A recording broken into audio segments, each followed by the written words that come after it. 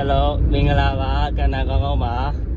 ကျွန်တော်အင်ကြီးကတော့ဗီဒီယိုရထက်နေရအင်ကြီးကတော့ဒီတစ်ထည့်ပဲရှိတယ်ဗျာဟုတ်တယ်ဆိုအလုပ်အင်ကြီးဖြစ်နေလို့ပါဗျာ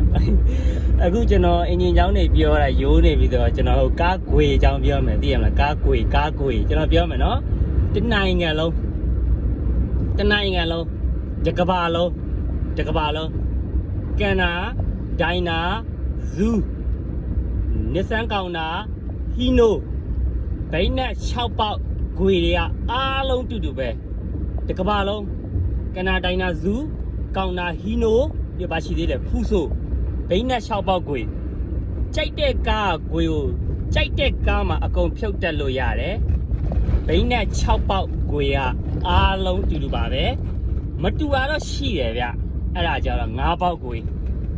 ကန်နာ9ပေါက်ဂွေနဲ့ဒိုင်နာနဲ့မတူဘူးဒိုင်နာနဲ့ဇူးနဲ့ကန်နာနဲ့မတူပြန်ဘူး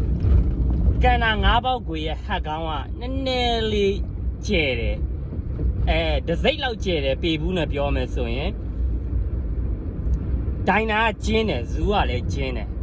ကန်နာ9ပေါက်တခြားဒိုင်နာကိုနဲ့ဇူးကိုကန်နာ9ပေါက်တန်းမှာသွားဆွတ်လို့ရတယ်ခြေဘိန်းမှာသွားဆွတ်လို့ရတယ်ဘာပြဿနာတက်လဲဆိုတော့ဘိန်းနက်က9ပေါက်ချင်းတာတွားတူတာသူအဆောင်လေးနည်းနည်းချင်းစီကွာတယ်ဘိန်းနက်တော့ဟိုဟာဂွေရတော့ဘိန်းနက်ထဲထည့်လိုက်လို့ရတယ်ဗျာနောက်ဆုံးဘိန်းနက်လည်းကြက်လိုက်လို့ရတယ်ဒိုင်နာဂွေကိုကန်နာမှာပဲထည့်တယ်ကန်နာဂွေကိုဒိုင်နာမှာပဲထည့်တယ်ဇူးဂွေကိုကန်နာမှာပဲထည့်တယ်ကန်နာဂွေကိုဇူးမှာပဲထည့်တယ်နောက်ဆုံးဘိန်းနက်ကတော့ကြက်လိုက်လို့ရတယ်မရတာကော်လန်လေးတွေမမိဘူးဗျ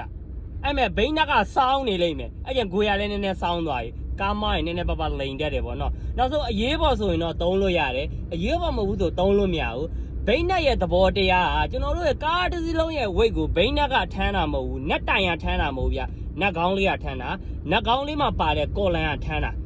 တခြားလေးကြည့်ပါ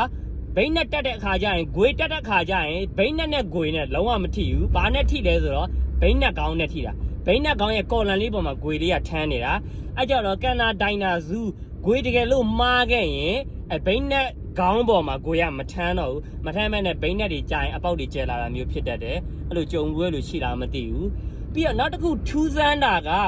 ကျွန်တော်တို့ဘုံကို3